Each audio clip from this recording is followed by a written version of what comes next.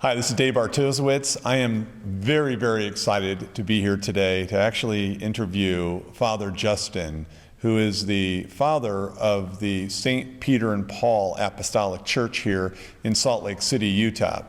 I have actually been very interested in Orthodoxy for some reasons, but I want to give him a chance to share, Father, about your faith, your church, where it came from, and how it started. So why don't we address some of those things from the very beginning? All right, I wanted to actually bring you and let you see some of the things that I think are important for people who are of other faiths. They never been into Orthodox Church. They don't know what it means and why do you have all these colorful things around? Because usually, I've been to churches, there's really nothing. It's empty. It looks like a hospital, or it looks like a, if you go to a hotel room sometimes. Sterile. It's very sterile. You actually, in your Orthodox church, I guess in many Orthodox churches, it's almost the same format, isn't it? Yeah, there's this very similar outline in how the churches are made. Yes. Now, I know that when you look at Jesus, he is our bridegroom, yes, and we are the bride. Yes. Do you consider this more of like the bride chamber? Well, in some sense.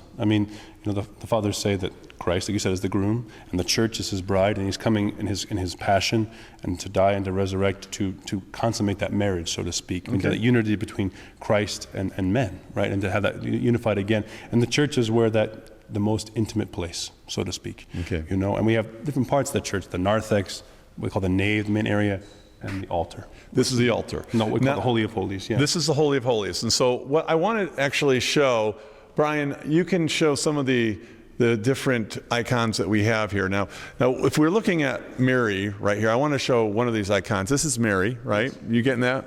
And Mary is represented with two different colors. She has what color is that? I'm not exactly sure. Traditionally, there's a red, there's a blue. And a blue. And it's very important to also, there's always, every altar has an icon screen, which just distinguishes the altar from the rest there, like the Holy of Holies. And the colors make a big difference. And so if there's an icon of Christ, he always has red on the inside. And what does that mean? And blue on the outside. So red meaning that his divinity, his was veiled by his humanity. Because he was fully God, fully man. And so his blue, but she's opposite.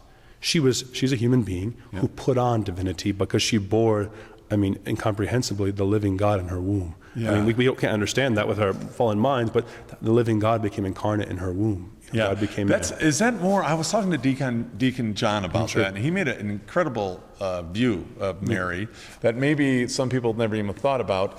But it's his view is like, we believe that she was really the Ark of the Covenant. Yes, and in fact, that's what the Holy Fathers talk about, the Ark of the Covenant. If you come up the stairs in the back of the church, there's an icon of Moses and the burning bush. It was burning and yet not consumed, and we consider that's a typology of her womb.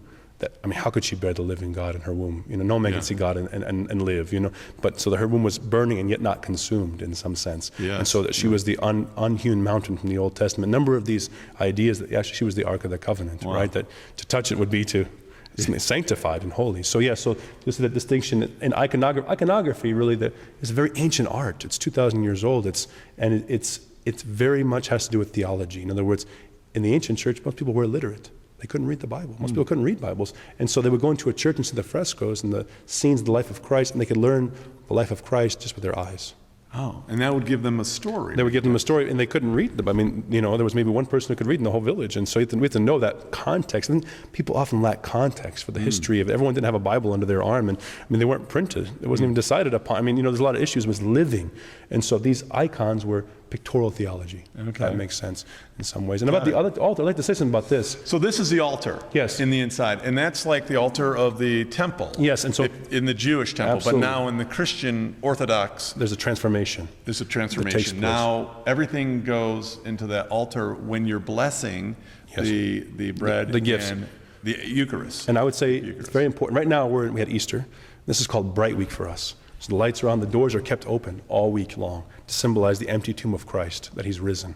And so, in the Old Covenant, only one priest from back there once a year with a rope around his ankle in case he died, because no one else is going to go get him, right? They have atonement and pull him back. And so, but for us, with Christ, when Christ was on the cross, it says that the temple, the curtain was torn in two. Yes, the veil. And at least what I was often taught. I know a lot about yeah, exactly, that, 'cause exactly. I've done shows. You know, so I think often, I mean, forgive me in all honesty, that this idea that meant that somehow all of the ritual and everything of the Jews was somehow gone. That we don't need that anymore. It's all torn down. But of course, the early Christians continued to go to the synagogue.